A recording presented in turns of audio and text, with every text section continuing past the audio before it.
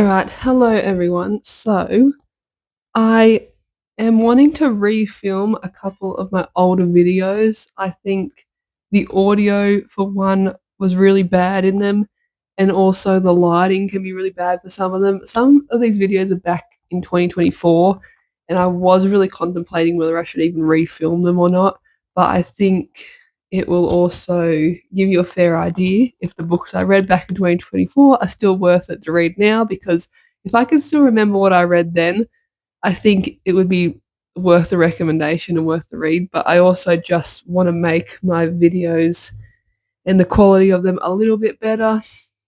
But I think we'll see how we go. I really want to refilm my January and February reading wrap up for 2026, so this year, because for the first half of that video, you could not really hear me. My microphone wasn't on.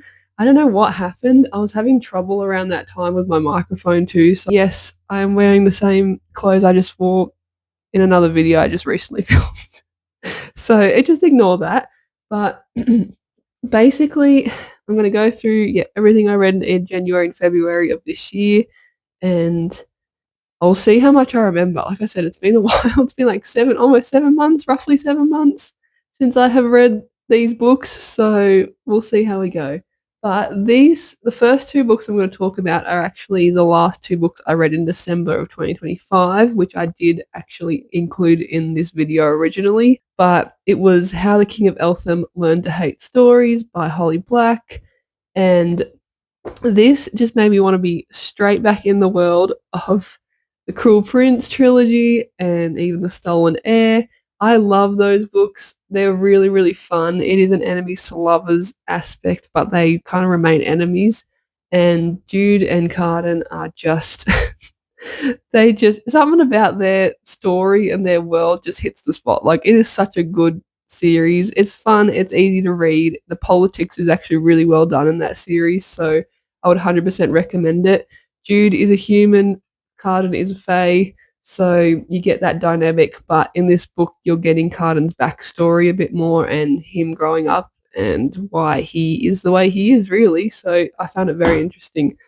Then I read The Seven Husbands of Evelyn Hugo by Taylor Jenkins Reid. I will never forget this book, honestly. I still think about this book and rereading it a lot. It is about Evelyn. She basically wants to make her way into Hollywood and become an actor, so she does do some questionable things to get into acting, but it's also like really raw, and you're just seeing kind of Hollywood and how it can be toxic, how it can be positive. Like, there's just so many aspects of it that really draw you in. It feels like a real life story. Like, Evelyn Hugo feels like a real person. There's news articles in here. You're following her as she goes on her journey with 7 husbands that she ends up getting throughout her lifetime. And so it's really interesting. And then there's a plot twist that I did not see coming, and it had my jaw on the floor. I loved it so, so, so, so much, and I still recommend this book to a lot of my friends because, honestly, it was written really, really well, and it makes me want to read more books by Taylor Jenkins Reid. But yeah, anyway, moving on. This is the start of January 2026. So I read Iron Flame by Rebecca Yarros. Honestly, I don't remember too much about what happens in this book. I know that because now I've just started reading Onyx Storm and it's July, I am getting bits and pieces that are coming back to me. But if I hadn't started reading Onyx Storm, I probably wouldn't have remembered too much. I know there's a huge plot twist at the end of this book, which honestly also left my jaw on the floor. I was so shocked. I did not expect it coming at all, and it honestly broke my heart a little bit. It was sad to read. But I think in this one, you're following Xaden and Violet as they are going through. Xaden's left for a little bit. He has to go to a base somewhere.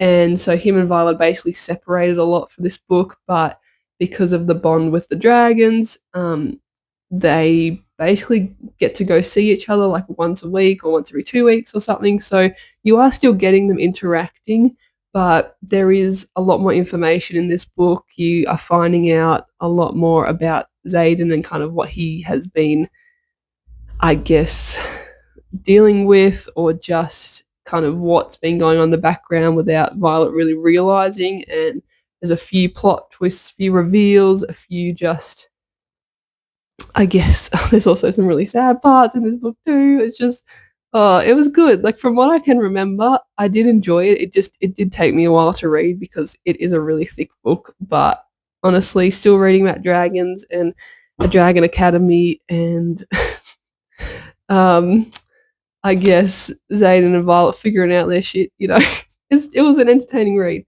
Then I read The Spell Shop by Sarah Beth Durst. Honestly, I fell in love with this cover. I absolutely adore it. It made me want to read the book, honestly.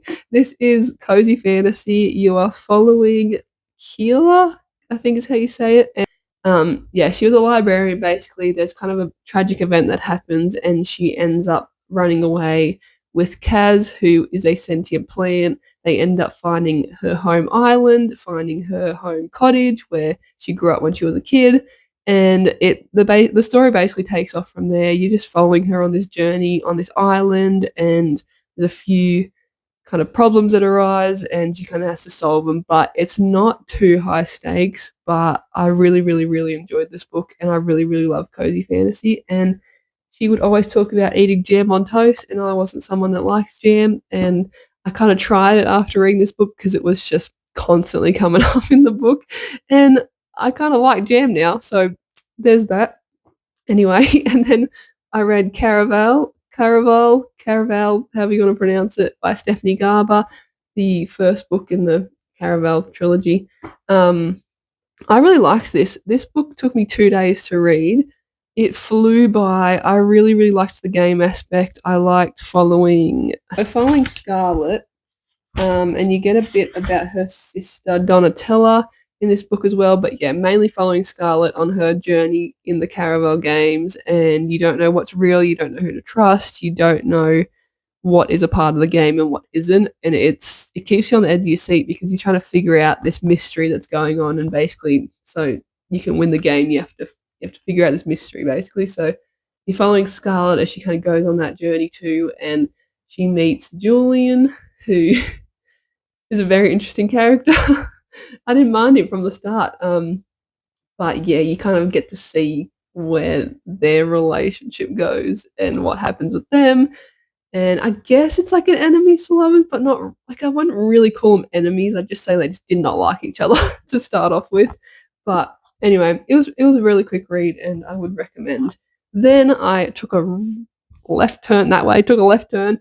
I went way off fantasy and just like, any sort of book like that. And I read 1984 by George Orwell. This book really, really opened my eyes. I'll try and put the word here.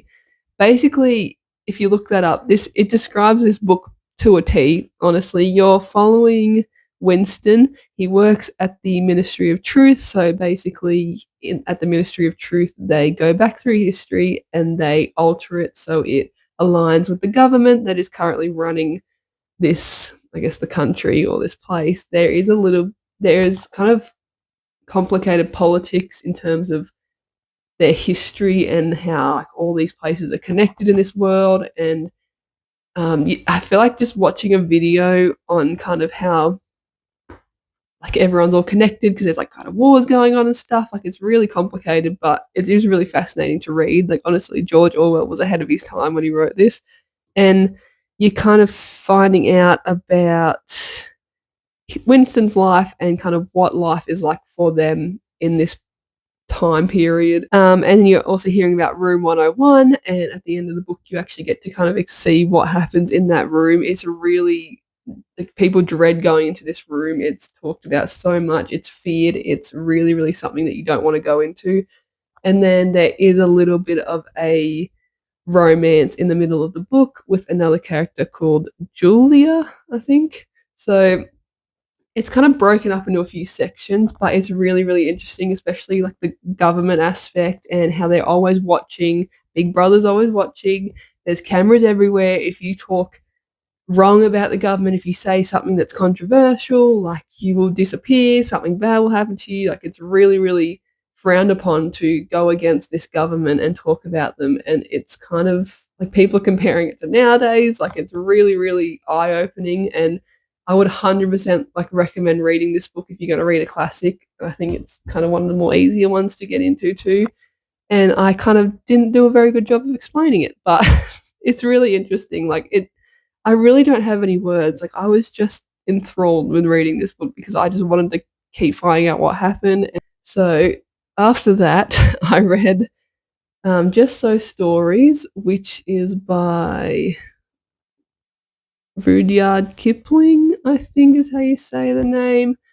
Honestly, this book, I think this is like a children's book. Like I think it's supposed to be told in a way that you can read it to kids, honestly, because I think it's basically about a bunch of short stories that are kind of about how the camel got his hump, how the leopard got his spots, things like that. And I think if it was explained or told in a different way, I think I really would have liked this book. But I think the way that this was written, I had a hard time getting through it. And this thing is really short. Like it's not that long at all. And I just was not a fan of this book. But as I said, I think because of those stories are kind of so like they're such a classic, especially in Australia, like getting told stories like that. I think if it was told in a different way, like I said, I would have probably enjoyed it a lot more. Then I read Rock, Paper, Scissors by Alice Feeney. This was crazy. This is like a psychological thriller, I would say. It's not quite gory or anything, but I think it really leaves you on the edge of your seat. There's a lot of twists, a lot of turns. That plot twist at the end got me. I did not see that coming at all, and it was shocking. I would 100% recommend reading this book. Like, it is popular for a reason, and it was crazy. You're following Adam and Amelia as they spend a weekend in the Scottish Highlands. So it's a remote location. There's no one around them except for a little cottage that's like it's a fair distance away, but it's like close enough where if you walked for maybe a few hours, you'd reach both places. Um, and so yeah, you've got the cabin on this property as well that Adam and Amelia don't really know about up until a bit later in the book. And then you're also following another character, but I can't remember her name. She's the one that lives, Robin. She's the one that lives in this cabin. So they're actually like, I don't want to spoil it, but it's really, really crazy and just seeing how everyone's connected in a way. And like I said, you're on the edge of your seat the whole time. You think that one of them is not going to come back out of this, like away from this weekend. Like you think only one of them is going to walk away. And it was crazy and intense and would 100% recommend. And then next I read Ruin and Rising by Leigh Bardugo. This is the last book in the Shadow and Bone trilogy. I found it all right. I didn't mind that trilogy. I think I prefer Six of Crows a lot more than Shadow and Bone, but it basically just wraps up the whole story about Shadow and Bone, and they find the last amplifier. There's a big plot twist, which should have seen coming, but I didn't. But it was also it was a nice like YA fantasy book to read in between all these other books that I was reading, and I did have a good time. I don't know how I feel about Mal and Elena's kind of relationship. I think they do work well together, but I almost don't mind her with Nikolai.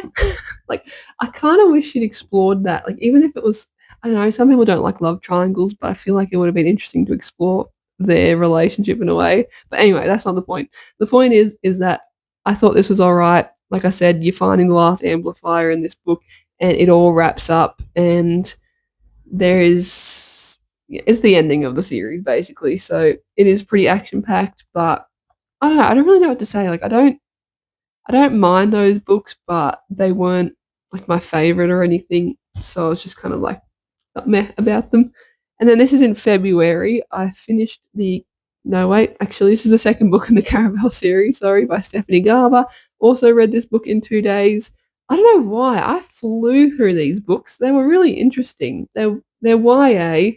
You're following Donatella in this book, so Scarlet's sister, and they are back in the games again in Caravel games. You're learning a bit more about this world, a bit more about these characters. There's a crazy plot twist at the end.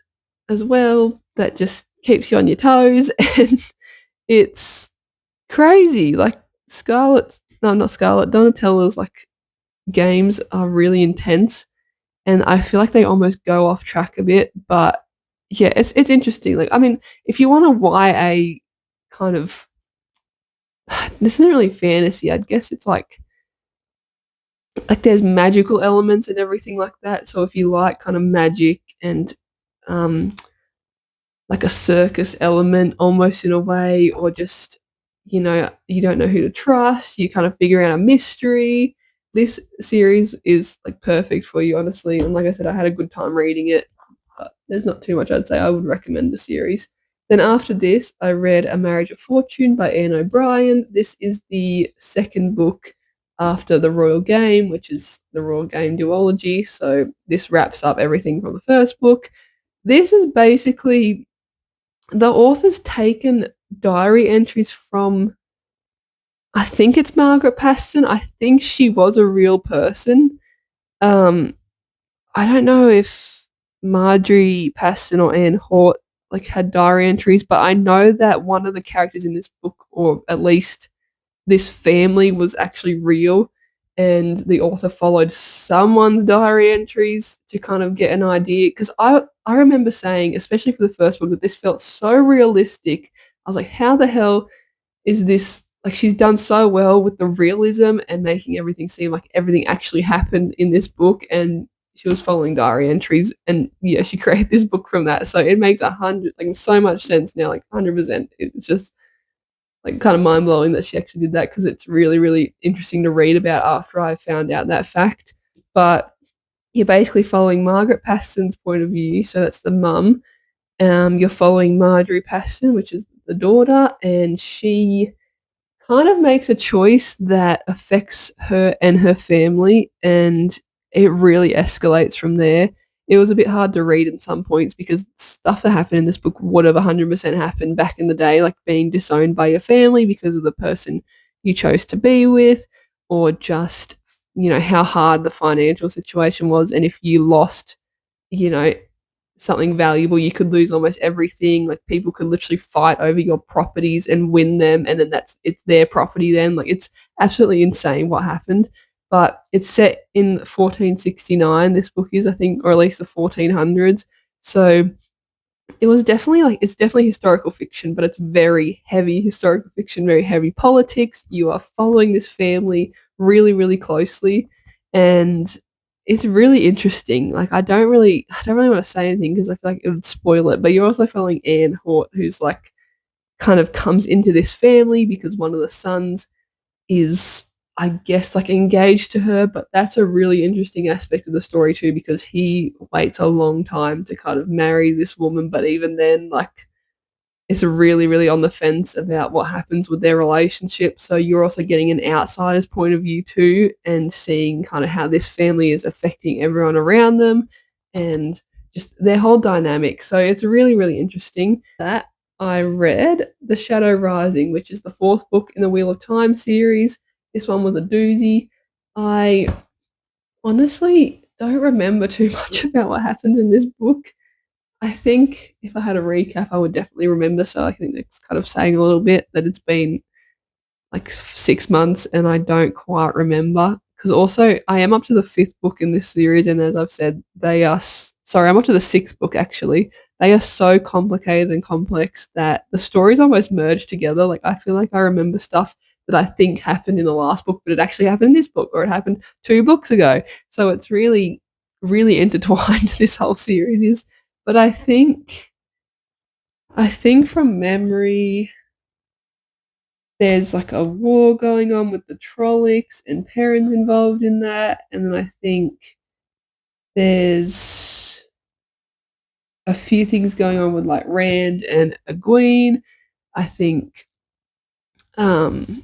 Moraine's still kind of in the picture, but she's like, her dynamic shifts in the fifth book. So I think she's still in that part where like she's trying to not quite control Rand, but she's just kind of trying to lead him. But I think she's kind of doing it in the wrong way, especially because this boy's supposed to be like a 20-year-old or 20-something-year-old man, or he's he's got thrust in this whole world. It would be so frustrating to just have everyone telling you what to do and not really considering how you're feeling about it. So I think there's still a lot of that dynamic, and people are expecting a lot of Rand, and he's really not having it at all. But you get introduced to a new character in this book as well, and you're still following Min, who's kind of gone off on her own journey.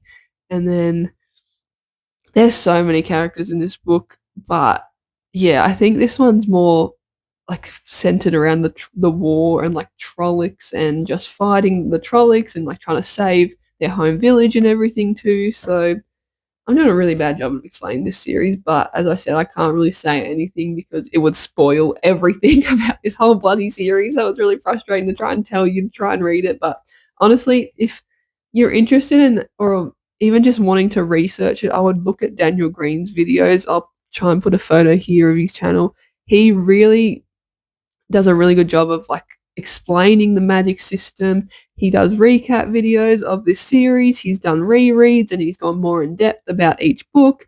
And yes, there is spoilers, I think, in those videos. I just double check before going in, but I think there is a few videos where then there's no spoilers, but he does explain some of the stuff that happens in this book, so you kind of understand going in a bit more. And I think he would do a 10 times better job than I would at explaining this series. But after that, I finished the Caravel series by reading Finale by Stephanie Garber. That was interesting. I think you get a lot of reveals and you get a lot more information, and it kind of just wraps up this whole series, and it was very interesting. Also read that book in 2 days, and honestly would just recommend the series in general because I did really enjoy it. And last but not least, I read Spectacular, which is the little novella, holiday novella, and I do have a little bit of a reading vlog on here, so I can try and link that somewhere. But I basically was just like, what the hell happened in this book? I was so confused. I was quite concerned about Donatella, honestly, because they take an aspect from Finale, but it's kind of so small and it's towards the end of the book, and then it gets put into this one that I didn't click that that's what it was about until right at the end of this book. And I was concerned. I was so confused. Like, what am I reading? What is this? Anyway, but it was a cute holiday novella. I really liked the pictures that are in the book, and just like the it's a really quick read, a quick story, and it was nice kind of being back in the world of Caravel as well. And yeah, I would recommend it. Like, I think this is more for if you really, really, really like this series. I think it would, you'd probably really enjoy this novella. But if you didn't really like the series that much, then there's probably no point. But I enjoyed it. It was a quick read. So that is all the books I read in January and February of 2026. So hope you enjoyed this updated version, and I will see you guys next time. Bye.